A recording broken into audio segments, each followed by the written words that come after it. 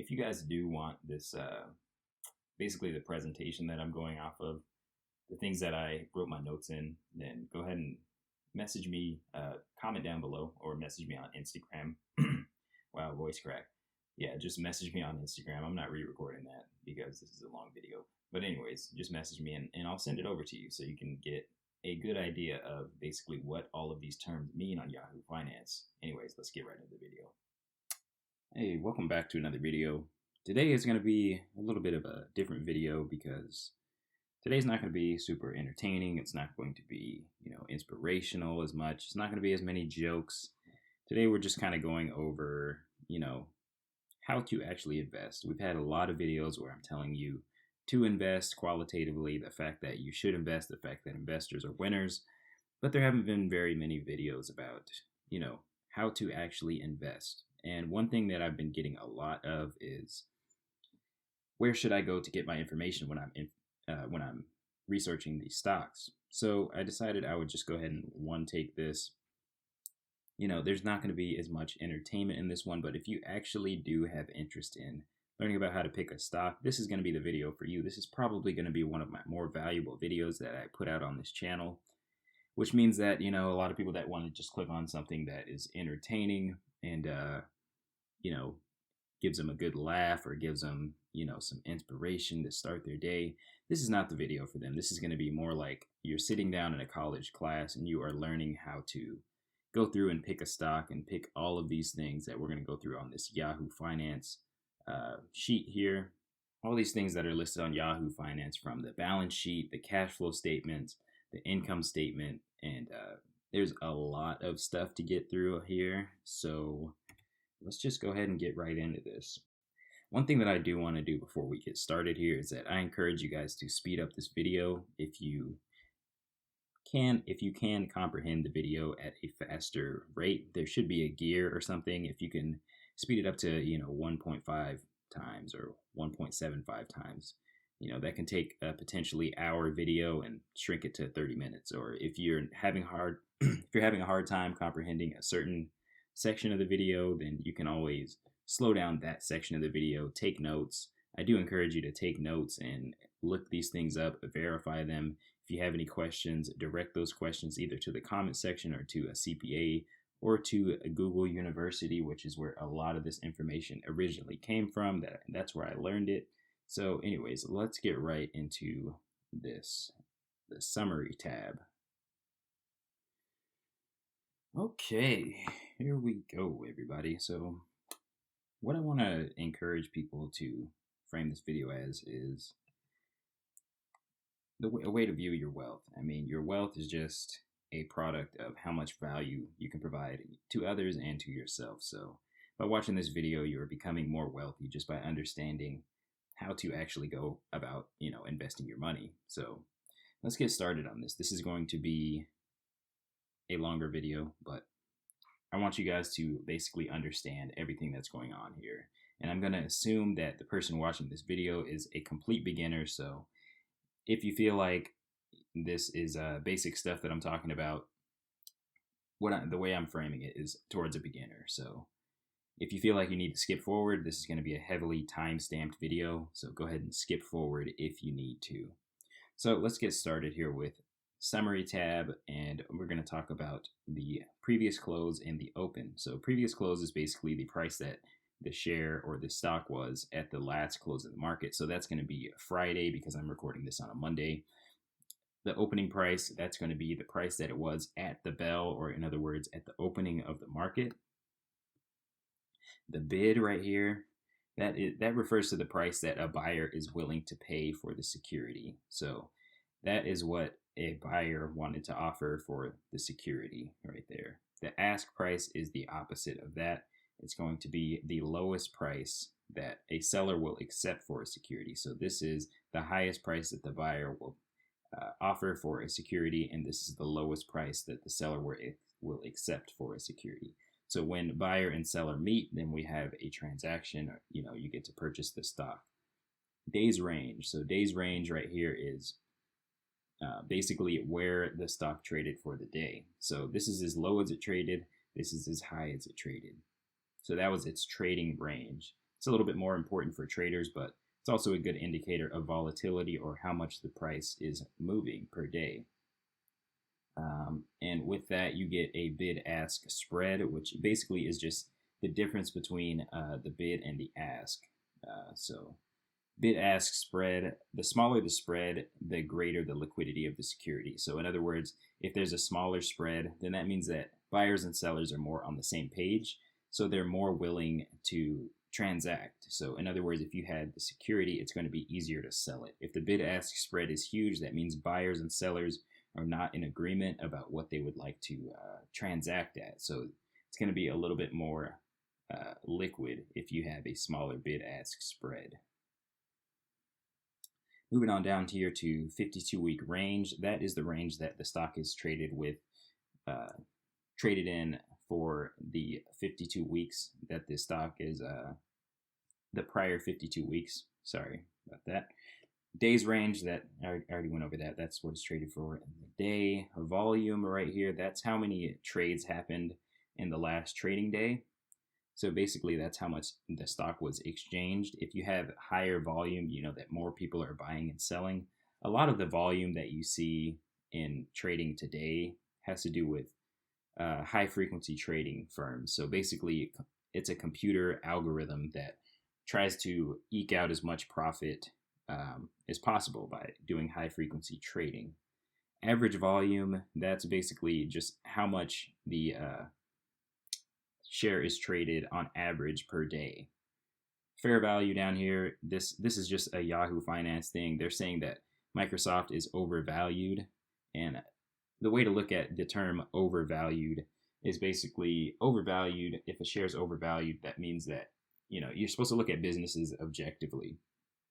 So if a share is overvalued relative to another share, you basically you look at businesses as cash machines. So if you could generate more cash from another business relative to this business, Microsoft, then you would see Microsoft is overvalued relative to another, your opportunities in another business. Let's see here. Market cap. Market cap is basically a measure of how much a company's underlying business ought to cost. So this is how much the market is valuing the company at to purchase the entire business, the underlying business, which we'll get into some distinctions there when we get into enterprise value later in the video. So beta, this one's pretty interesting. All right, one more note on market cap. If you divide the market cap by the shares outstanding, which is not on this page, that's how you get this stock price. So if you divide 1.32 trillion, 392 trillion, by the shares outstanding of Microsoft Corporation, that's how you get this number, the stock price. I guess I didn't go over this. This is how much the stock price changed last trading day, which was May 22nd as of recording this video, and it changed by 0.04%, so it didn't really move. Okay, into beta. So beta, we'll just really quickly describe what beta is. This beta for Microsoft is 0.95. So basically it's a measure of volatility in terms of a correlation with the broader market, which typically we can assume the broader like total stock market index or the S&P 500, whatever you want to call it. So basically a beta goes between 1 and -1 for the most part, and then it can go above 1, or it can go below -1. So basically a beta of 1 would mean that a security exactly mirrors the market. So this one's very close to 1. But if you think about it, this is Microsoft, and Microsoft is a huge part of the market. So when Microsoft moves, the market moves. It's kind of like that Ludacris song, "When I Move, You Move." So basically, this is always going to have a pretty high, or a close to 1 beta, because Microsoft moves the market because it has such a huge market cap, and it's held in so many index funds as well. So there's some theory behind that. If a security had a beta of 0, then that would mean that the security is not correlated to the market. So it just doesn't show any real statistical correlation with the market. If a security has a beta of -1, that means that it's perfectly inversely correlated with the market. So something like, giving you guys an example, something like gold might be inversely correlated with the market, because as people get more optimistic about stocks, they'll get less optimistic about, holding real assets like gold. So if you have a beta that is more than 1, that means that a security moves with the market, but it moves more than the market. So if the market moved up 8% and a security moved up by 16%, then you would say that that's a high beta security. And there's a whole, field of study about high beta stocks and things like that. But sorry if you guys are hearing anything in the background. My roommate's on the way to work, so it is what it is. I don't have a recording studio here. If you have a beta of less than -1, then that's basically, the same thing, but it's the inverse. It's negatively correlated with the market, or does the opposite of the market, but is more steep than what the market is doing. So that would be like if the market went up by 8% and this security went down by 16%, then it would be going down twice as much as the market. So yeah, last note on beta. So conventional wisdom basically says that high beta stocks tend to be, higher risk, higher reward, just because they swing more with the market. But if you look into the efficient market hypothesis, the idea behind that is that all available information is, available to the market, especially with the internet nowadays. It's kind of hard to beat the market based on information that you have available. The best way, to kind of beat the market, and this is just my opinion as of, me, 27 years old, take this with a grain of salt. Best way is to have information that is not accessible to, a lot of other people, or is not accessed by a lot of other people. So if you see a lot of institutional investors, a lot of people that, the stock is getting a lot of attention, you're probably not going to have any inside information. Or you could be an insider and do insider trading, but that is illegal. So anyways, moving on to the next one, and it is PE ratio. So PE ratio is the price to earnings ratio. So you take the price of, or the market cap basically, and you take the earnings, or net income, or whatever you want to call it, and you divide them by each other. So basically, the market cap of Microsoft divided by the earnings of Microsoft equals 30.57, which is pretty high. That's why this is getting this overvalued recommendation here. EPS over here is earnings per share. So earnings per share is basically, you're taking the earnings and you're dividing it by the shares outstanding. So EPS, TTM, this is trailing 12 months. So it's taking everything from the trailing 12 months, and that's how it's factoring it in. So EPS is basically saying per share, Microsoft made this many dollars, so $6 per share. So you're paying $183 for $6, and that's related to this number as well. As we can see, 6 times 3 is about 180. Okay. Earnings date. So this is when they're going to report earnings next. So basically you can hop on a call and you can figure out a lot about a company. You can really learn about what's going on in the business world. You can learn about what's going on in that company specifically. And it's really great to hear about the new technologies that they've got going on. It gives you a little bit of a warm and fuzzy about that company before you go and invest in it. So that's why they have their earnings call. And you'll hear institutional investors, which are, people from the big banks, you'll hear them ask the CEOs and, the executives questions about what the company is doing, future operations that they're going to go into. And yeah, that's pretty much the earning date right there. So forward dividend yield, that basically, dividend yield is how much money you're going to get back as a percentage in dividends from this company. So Microsoft forward dividend yield right now is 1.11, and the forward dividend is $2.04. So one thing that is commonly misconstrued by investors, new investors, is that the dividend is the thing that's set. The dividend yield is calculated based on the dividend. So when you have, a $2.04 dividend, essentially you're calculating the dividend yield. So it's not like this stock pays out a 1.11% dividend yield. This stock pays out a $2.04 dividend. And based on the stock going up, then the dividend yield will go down. So that's how, in my mind, I'm able to see lower stock prices as a good thing, because I'm looking at this dividend yield and I'm thinking it gets better and better as the stock price goes down. So that's how, good investment principles, you should see stock prices going down as a good thing in and of itself. But, given the overall context of why they're going down, that it could be a bad thing. There's not always no reason for the stock price going down. It could be random, could be a very good reason. So ex-dividend date. The ex-dividend date is, let's see, that is basically the date that if you own the stock on that date, you will be paid the dividend.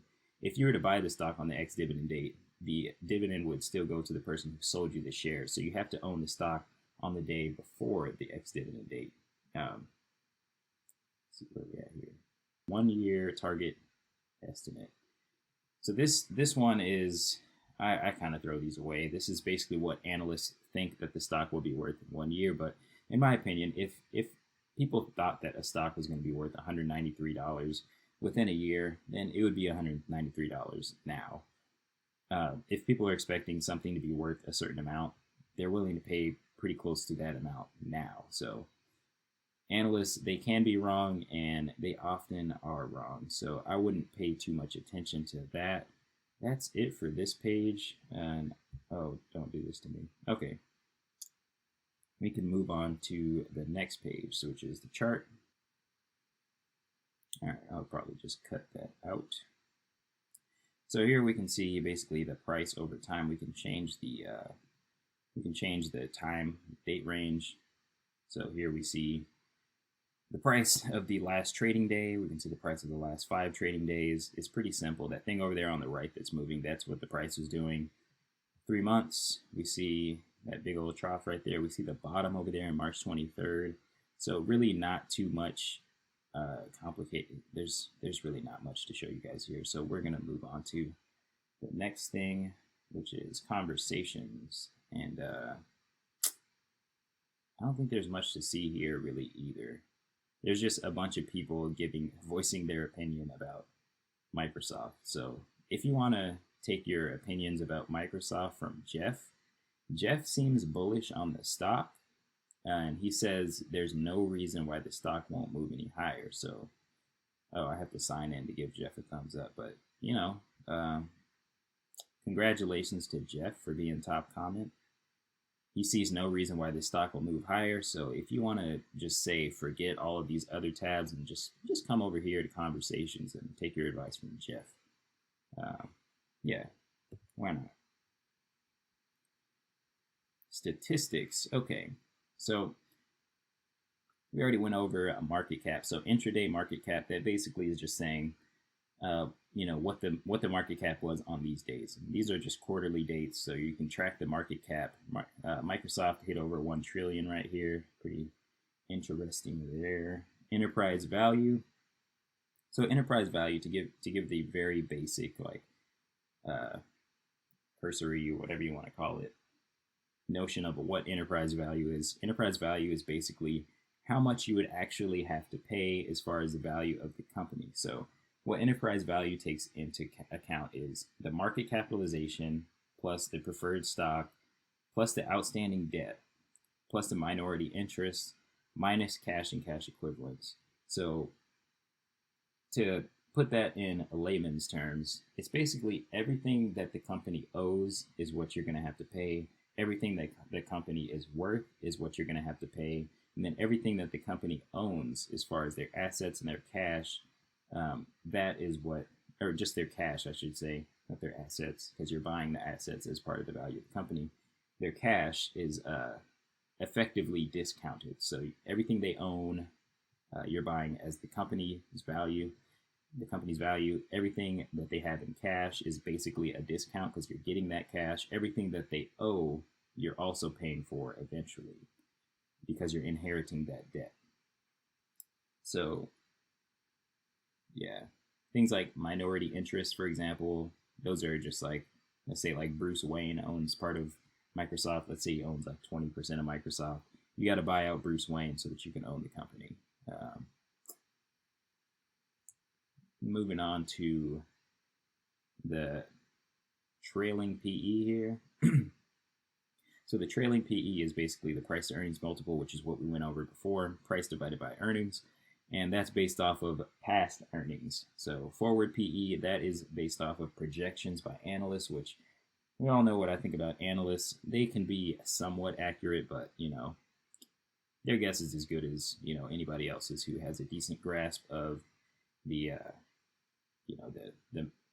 the handlings or the dealings of Microsoft. So I don't really take them too seriously. As far as analysts, I say that they're here and market prices are here for your use. They're not there to guide you. They're there for your use. Let me give you an example. Let's say an analyst downgrades a stock and the business, in your opinion, has not in any way been materially affected based on the reasons they downgraded. Let's say that, they downgrade Tesla stock and because Elon Musk was smoking weed, or Elon Musk named his kid something weird, and they downgrade the stock tanks by 40%, but you still like the business. Well, thank you, analysts, for tanking the stock, because I'm still going to buy it because I still believe in these numbers that I'm looking at. So anyways, that's what I think about analysts. See, price to earnings to growth ratio, or PEG ratio. So basically a PEG ratio is a measure of how expensive a company is adjusted for growth. So let's say that you have a PE that's 30, but your growth is 15%. Your PE is 30, and you're going to divide that by 15. So your PEG ratio would be 2. So basically what this is able to do is, if a company is growing really fast, your PE ratio, basically you should be willing to pay for that growth. So PEG basically adjusts for that growth. Price to sales ratio, this one is typically used for companies that are growing very rapidly. So price to sales is basically price divided by revenue. So price to sales ratios between 1 and 2 are generally considered pretty good. 4 is pretty high. And yeah, so basically, yeah, like we said, it's good for evaluating companies that have low profits, no profits, and companies that are in their high growth stage where, they're not really taking profits, they're just reinvesting those profits. So you want to know how much you're paying for how much revenue. So that revenue is what they're going to convert into the earnings. The earnings is what they're going to convert into the buybacks, the value for shareholders, the dividends, whatever. Enterprise value to EBITDA. And enterprise value, wait, I just skipped a bunch of stuff. Price to book. So book value is basically the value of all the underlying assets.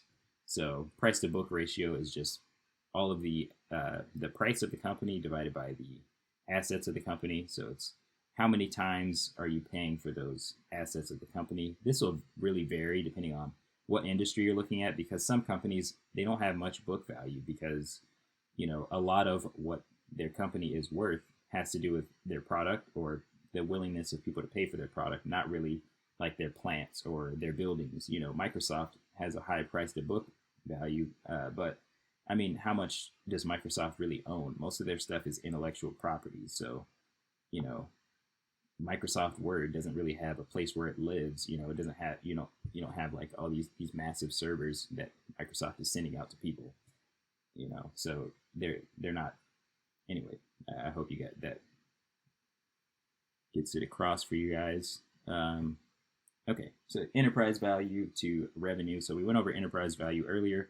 It's basically the cost of the business, with including things like debt and things like preferred shares, things like minority interests, all of that. So enterprise value to revenue is basically the value of what it costs to buy the business divided by the revenue of the business. Basically, that's what that is. So yeah, enterprise value to EBITDA or EBITDA, whatever you want to call it, is the value of buying the entire business to yeah. So basically, EBITDA is talking about earnings. So earnings are what's left at the end of the pie. Interest, that's the interest paid on debts. Taxes, those are just the taxes that you're paying on whatever revenue you're making. Depreciation, to sum up depreciation, that's basically if you buy something, like let's say you bought a car and your business is you're an Uber driver. The depreciation on that car is your depreciation, and amortization is a little bit weird because it's this accounting thing where like if you let's say you bought a business, you take amortization charges against your like for example like the goodwill of the business, which is the value above what the actual underlying assets of the business are worth. You would take amortization charges off of the business, but I think we're going to get into that a little bit later, basically what amortization means. But if you want to know more about amortization, that one's really beyond the scope of this video, and it's kind of complicated. But anyways, let's move on beyond that one. Basically, the amortization is taking off the value of the goodwill of a business. It's an accounting thing. The enterprise value to EBITDA is basically like how much the underlying business, how much cash is generated by the underlying business. And the reason why you're taking the EBITDA, which is it's not just the earnings, but it's adding back in all the depreciation, amortization, taxes, interest, and all that stuff, is because if you were to basically run the business to complete efficiency, you had no amortization, you had no depreciation, you had no taxes, no interest paid on debts. That's how much earning potential the business has. So that's important to investors to know. Even though obviously you're never going to be able to get rid of all those things, you could reduce them by, say, you could reduce taxes by moving to a different state. You could reduce amortization by, well, that one's different. You could reduce depreciation by, maybe running your assets better. It's just the earning power of the underlying business based on what people actually want to spend with this business. Okay. So fiscal year ends. So basically, the fiscal year is for tax accounting and accounting purposes. It's for tax purposes. Basically, when Uncle Sam starts rubbing his hands like Birdman, he's coming in to get that little slice of tax money. That's what that means. That's when Uncle Sam comes to collect those taxes. That's when the tax year ends. Most recent quarter. That's basically when their most recent quarter ended. MRQ is an abbreviation that they use often on Yahoo Finance. Profitability. So profit margin, that's basically, it gives you a picture of the operations of the business as a whole.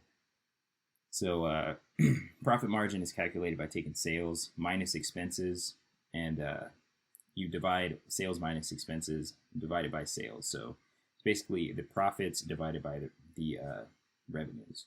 So how much of the revenue is turning into profit? So 33% here for Microsoft.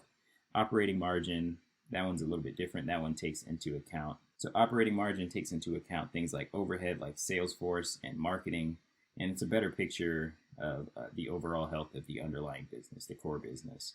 Return on assets, this is basically a measure of how effective the management has been with regard to utilizing the assets. So it takes all of the assets, so it takes net income and divides it by total assets.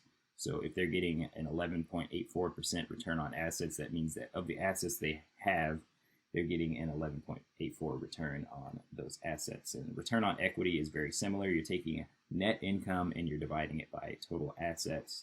And basically that tells you that you're getting 44.2% return on the equity of the business, or basically the market cap of the business. Higher return on assets basically means that the business is running more efficiently with its assets. And to direct your attention right here to the return on equity of Microsoft, generally speaking, like a 30% return on equity is pretty good. If you ever hear the term a low margin business, or somebody that's getting a low return on assets or return on capital, whatever you want to call it, this is kind of what they're talking about. Just of the assets that you have, uh, you're getting a low return. So Microsoft's getting a pretty good return on their assets, which I think is kind of characteristic of a tech company, of people that don't really, they don't really need much to operate. It's not a asset intensive business. Revenue here, trailing 12 months, TTM. That is how much money walked through the door at Microsoft. That's basically what that is. Revenue per share, how much revenue walked through the door, how much money walked through the door, divided by shares outstanding.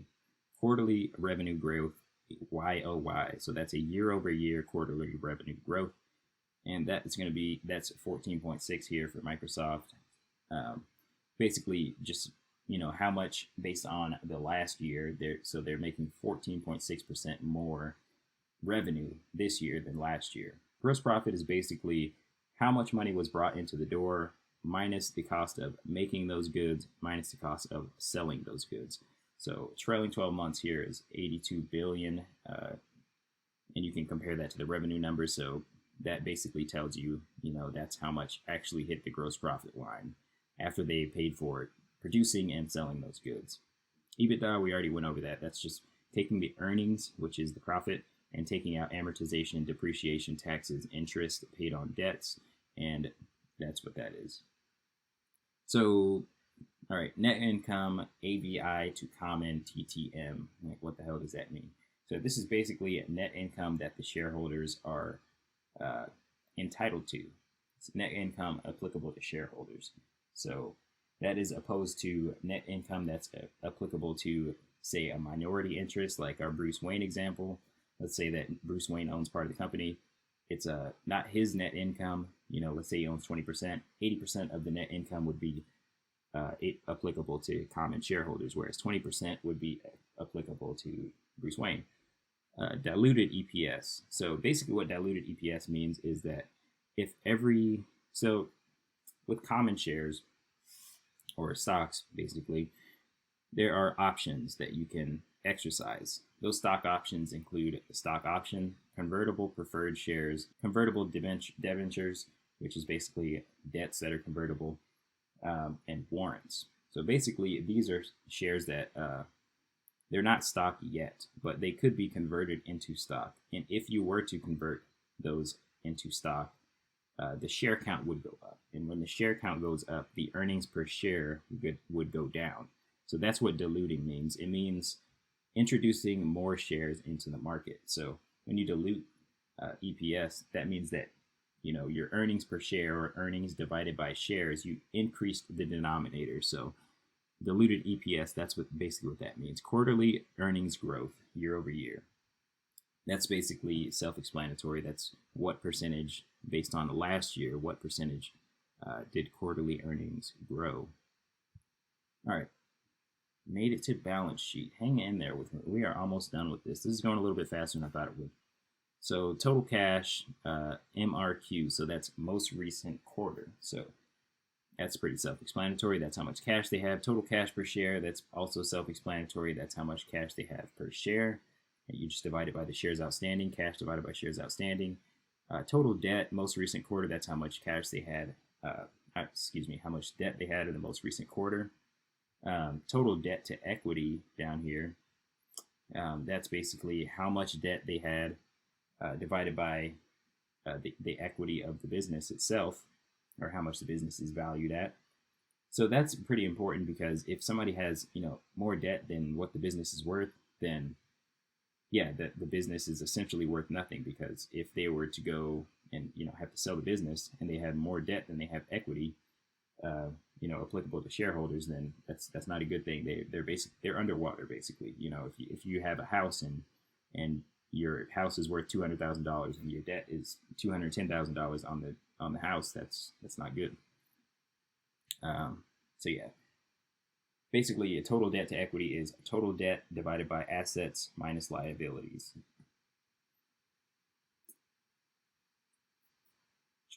Current ratio.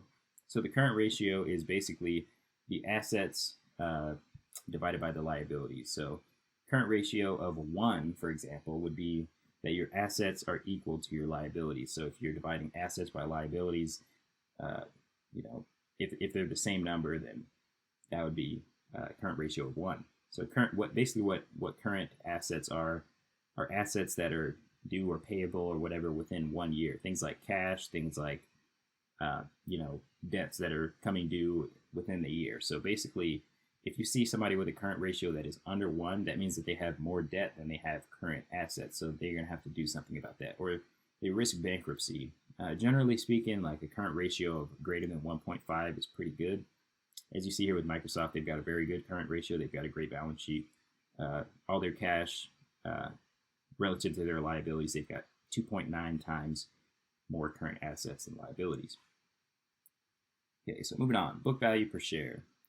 Book value per share is basically the value of the underlying assets in a business divided by the share count. So we've got 15 here. So that's a dollar amount based on how much the underlying business is worth. So like the plants, the buildings, everything that the business is worth. If you were to just actually sell the things that the business owns. Okay. Cash flow statement down here. All right, so operating cash flow. So this is basically the increase or decrease in cash from operations, investing, and financing. So this operating cash flow is pretty important if you're like a dividend investor. Things like they're operating, they're investing, and they're financing. What's happening with the cash flow? Is it going up or is it going down? If they're getting more cash in, you should know where is that cash coming from, and just what direction the cash levels are going in. Because obviously, as an investor, you want your returns to go up over time, so you want more and more cash coming in. So that's something that you want to track.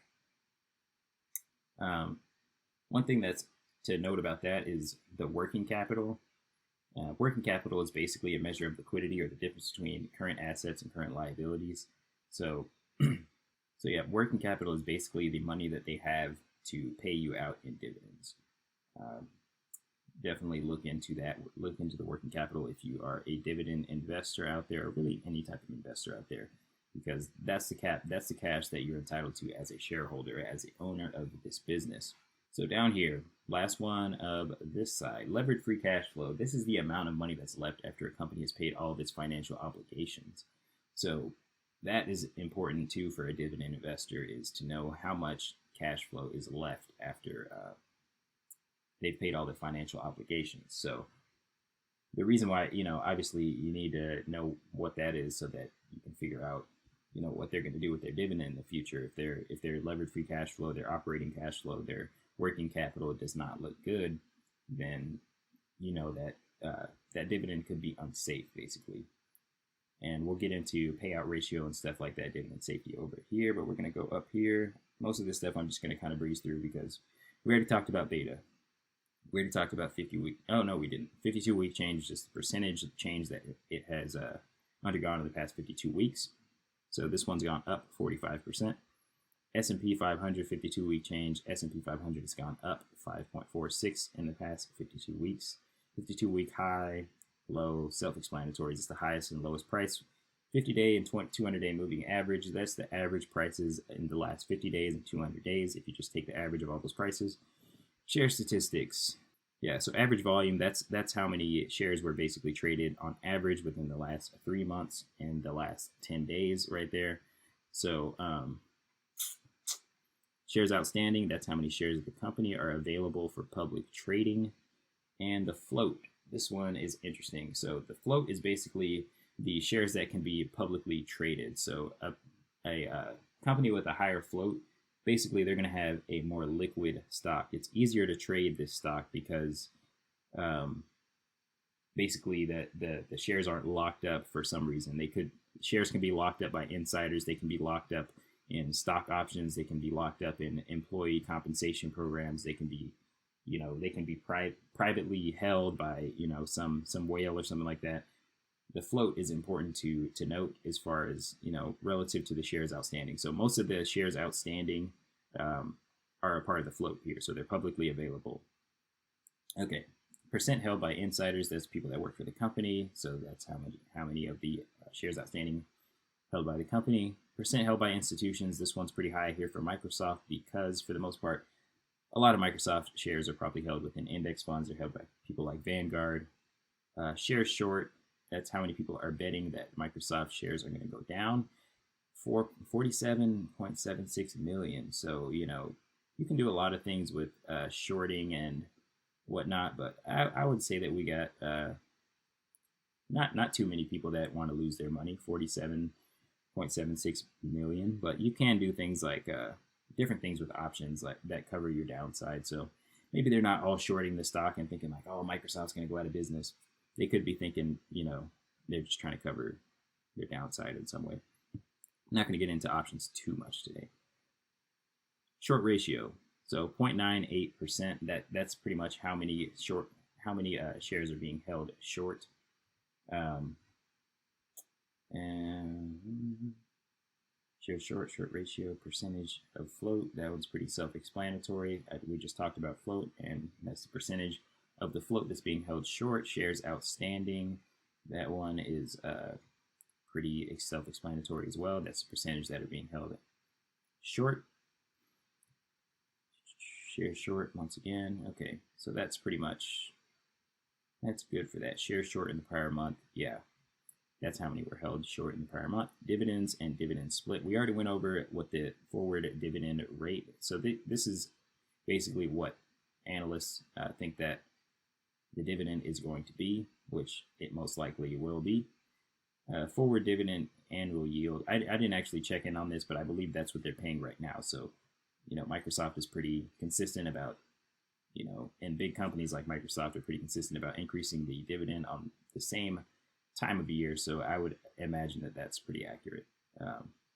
Haven't actually checked into it, but forward annual dividend yield is 1.11%. That's based off of expected price. Trailing annual dividend yield, dividend rate, $1.99. So that's their past dividend that they paid.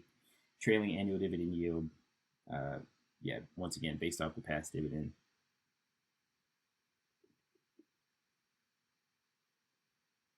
Okay, this one's actually pretty interesting to note here. 5-year annual, 5-year dividend average. As we see, the average dividend yield is much higher than it is now.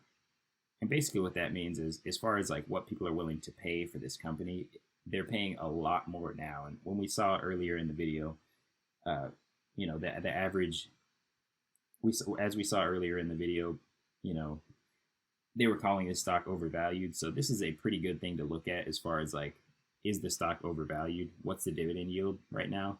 Historically, people have paid less for this stock than they're paying now, is basically what this means. Payout ratio is looking pretty good here. So this payout ratio is basically what percentage of earnings are being paid out in the form of dividends. So of all the earnings that are coming into Microsoft, they're paying out 32%. That's pretty good. You don't want to see anything, you know, too much over 50% or 60%, but depending on, you know, the type of company you're looking at, if it's like a regulated utility or something that, you know, the revenue and the earnings don't really change much, something like a, you know, a 65% payout ratio on a really stable, like kind of non-disruptible company could be actually be safer than like a 50% payout ratio on a, you know, a cyclical company, for example, something that the revenues change a lot based on market cycles. Okay, dividend date, that's the date that they're going to pay out the dividend. Ex-dividend date, we already talked about that. That's the date that you need to own the shares before that date so that you can get paid out the next dividend. So, yeah, we kind of already missed that today. Today is March 25th, I believe. Yes, 25th. Whenever I put out this video, it's probably going to be a little bit later. So last split factor. So basically the split factor is stock splitting. So it's taking the stock, look, right now it's at 183. So if they were to do a 2-to-1 split, it would basically, let's just say it was exactly 180, but it's like 183 right now. That would divide the shares into $90, not 90%. So basically what that does is it's supposed to doesn't really matter in any meaningful way. What it's supposed to do is make the stock more liquid because smaller investors can actually afford the stock. But today, with things like M1 Finance and things like Robinhood, Charles Schwab, you can buy partial shares. So these splits, I don't think they're really going to matter too much in today's day and age. And the last time they did a split was February 18th, 2003. So that is that for that tab.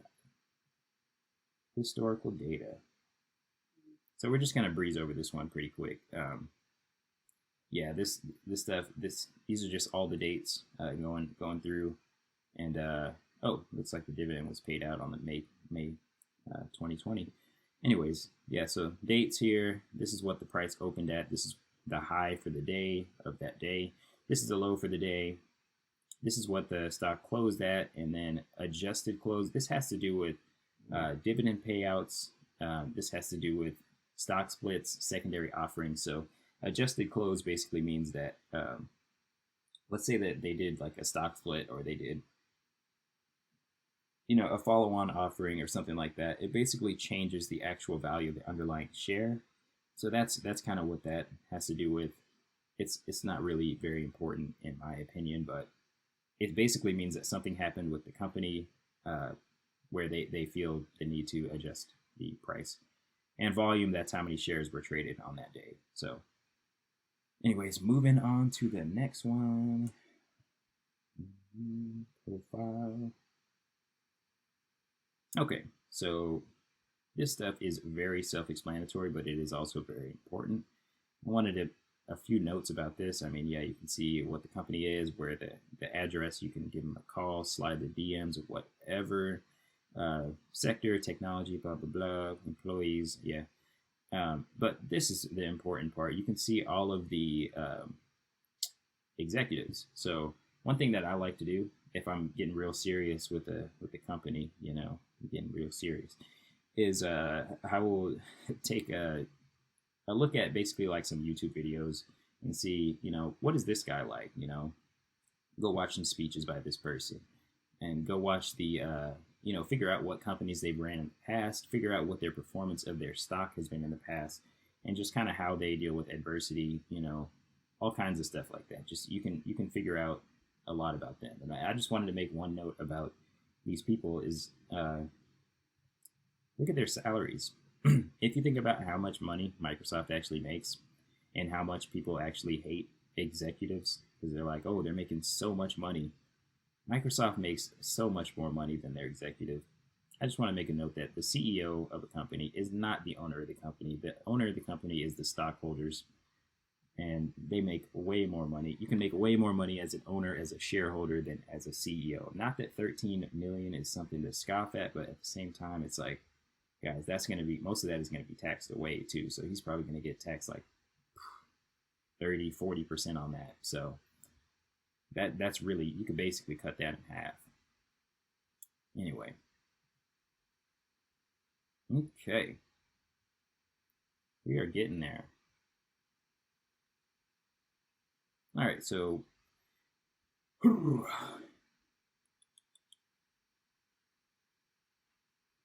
okay. So revenue, we already talked about that. That's how much money comes through the door. Cost of revenue, it's basically how much your operating expenses. How much does it cost to basically make your products? The things that brought in the revenue, how much did they cost to produce? Your gross profit is the difference between those two. You're going to take your cost of revenue out of there. Gross profit, operating expenses. Basically, your operating expenses are things like paying rent, things like your equipment, things like inventory costs, marketing. You got to pay for marketing. What else can you think of? Like payroll or something. You got to pay your people. You got to pay your insurance. You got to, things like step costs. Which step costs are basically how much, like let's say you had one factory and it cost $50,000. You open another factory, it's not going to cost you, it's going to cost you that another $50,000. So let's say you were generating $400,000 from some factory, and then you from like 400 product sales, and you want to generate you want to do 401 product sales. That means you need to make another factory. So the step cost is basically saying making that whole other factory. That's what the step cost is. So little bonus bonus gem for you guys right there. All right. Operating income or loss. They're down here. Oh yeah, and these things too. So research and development, that's basically trying to improve your products, trying to make new products. Selling in general, administrative. So those are the people, going out and actually selling your product. And yeah, just administrative, that's the administrators. And basically we're talking wages here. We're talking marketing, stuff like that. Okay. Operating income or loss is basically the income that is left after operating your business. So we're talking wages, we're talking depreciation, we're talking cost of goods, all that good stuff. So how much is left over after you operate your business? Interest expense, that's based off of your loans. So if you take out loans to operate your business, you have to pay interest on those loans. So that's this right here. So trailing 12 months for Microsoft, they paid, that's 2.5 billion, 2.57 billion. And one thing to note about this is that if you cannot cover your interest expense with cash flow, that is a very bad sign that your business is going to go bankrupt. So yeah, it's important to know whether they can cover their dividend with given their interest expense and their debt load. So interest expense is pretty important. And I just want to stop for a second here to just say, like, if all this stuff just really bores you, it might be my voice, but if all this stuff really bores you, dude, just go buy an index fund. Like, you're going to be fine. That's mostly what I do, is buy index funds. So I just figured a lot of people are like, hey, you tell me to invest, but like, how do I do it? So I'm going to start directing them to this video. And maybe if they make it to this point, they're already committed to learning all this stuff. But if they don't, then I don't even know what am I talking about. Let's just get to earnings before tax. So that one's pretty self-explanatory. That's what your earnings are before Uncle Sam takes their chunk. So moving on to the next one. Okay, so total other expenses and / income, or income / expenses net. So that's pretty undefined. It's literally just other income before tax. That's basically factoring back into taxes. So somebody might find that useful if, let's say, that they were trying to operate the business more efficiently by moving states or by moving municipalities, paying less in taxes. What would happen if, you move to a different place with your business? Or what would happen if you figured out a way to operate more tax efficiently? Say new management comes in and they say, hey, we can do this more tax efficiently. This is why this is important, because it's talking about how much money made it to this portion before Uncle Sam took their bite. Okay, so there we go. So that's tax expense. There's Uncle Sam's bite right there. Income from continuing operations. That's so basically the income from continuing operations is going to be, how much you're making from your operation. So as we can see right here, 46, where are we at though? Net income from continuing operations is about the same. So you could also have income from discontinued operations, which that would take into effect the after-tax effect of, say, selling a portion of the business. And that would be an unusual item for Microsoft, because they don't really sell portions of their business as a regular part of their business. That's not a part of their core business, like to sell a building or to sell a brand or whatever. Okay. So net income applicable to common shareholders, we kind of already went over that. That basically is how much of the net income is applicable to the common shareholders. How much of it are they entitled to based on, what other people within the company could be entitled to. It's pretty easy here with Microsoft, but it could get a little bit messier with other companies, so you have to look into that as it comes. All right, basic EPS. I'm going to actually read this one off. Basic EPS tells investors how much of a firm's net income was allotted to each share of common stock. It is reported in a company's income statement and is especially informative for businesses with only common stock in their capital structure. So basically, basic EPS is telling you how much money is going to common shareholders. And it doesn't have to do, it doesn't talk about, what minority interest may be entitled to. It's super useful in companies such as Microsoft, where the only thing that they have in their capital structure is common stock. So if you want to own a piece of Microsoft, you own common stock. Diluted EPS, I believe we went over that already. That is, if options for stocks are exercised, there will be more shares and the EPS will go down. So basic average shares is the shares outstanding, basically. That's how many shares are publicly available. Diluted average shares, that is how many shares would be available if all options to convert into stock were exercised. EBITDA, we already went over that. Earnings before interest, taxes, depreciation, amortization. We are going to go on to analysis. And I don't have much to say about analysis. I'm basically just going to say, like, this stuff is mostly self-explanatory based off of what we've already gone over. Number of analysts. So this is basically analysts or stock analysts. These guys are professionals. Guys and girls are professionals, and they make predictions. That's what they do. They make predictions. So it'll just tell you little things like, let's just go through one column here. It'll say number of analysts. So there's 26 analysts. Their average estimate for the earnings of Microsoft per share is $1.39. The lowest one, lowest analyst, this is, I guess you could call this the bear. They're guessing that's going to be $1.35. The highest guess is $1.51. And a year ago EPS, this is what Microsoft earned a year ago. And yeah, basically this is what the analysts think. These are their revenue estimates. This is how much they think they're gonna grow. This is how much money they think Microsoft's gonna make. Yeah, this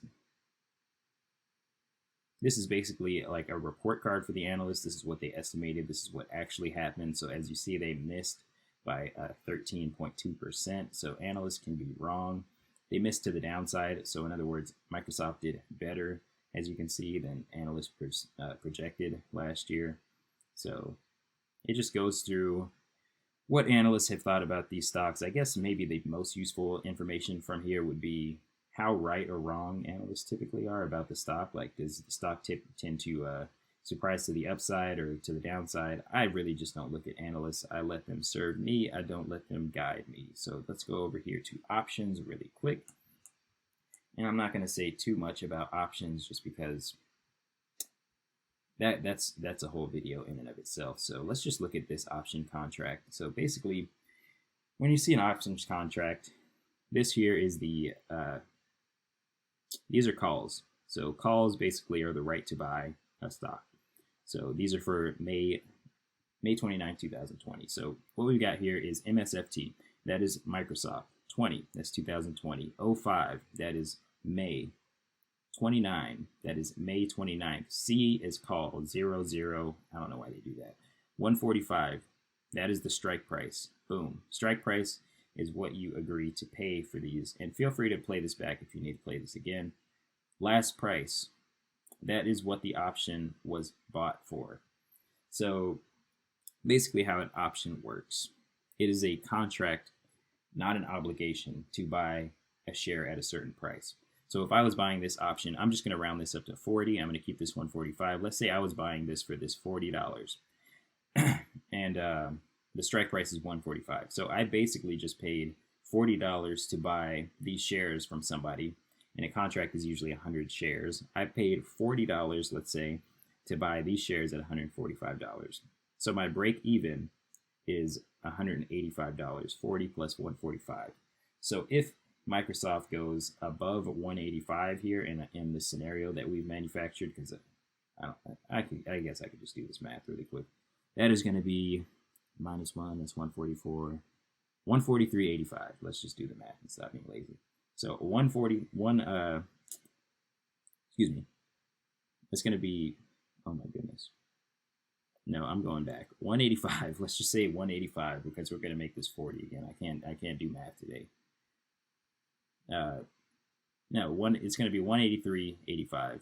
All right, now that I've sufficiently embarrassed myself, 183.85. So this one is in the money if basically if you sell this for 183.85, you're going to make money on on this share price.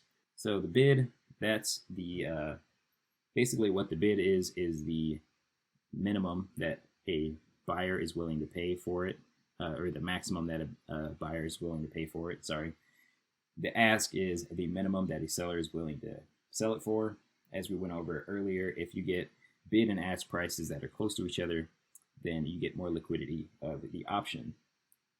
Percent change, that, or the amount change, that's the amount that it changed last trading session. Percent change, that's the percentage that changed last section. So volume, this is how many contracts were exchanged last trading section. Open interest, this is how many people want to sell. Okay, so then the applied volatility is basically the volatility of the underlying asset. That is that. I'm not going to get super deep into options, but basically what you want to do with an option is the total price that you pay.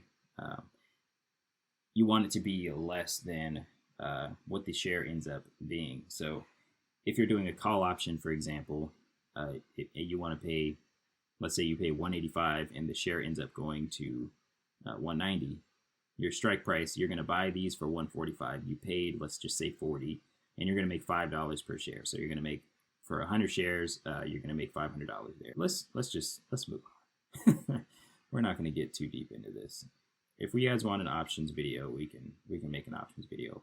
But if you want a good options video, I would honestly go to an options trader, because I am not an options trader. So let's just go on to the holders tab, and we're almost done with this video, I promise. Thank you for hanging in there. I'm really glad that you guys are still in this video, and I hope this is informative.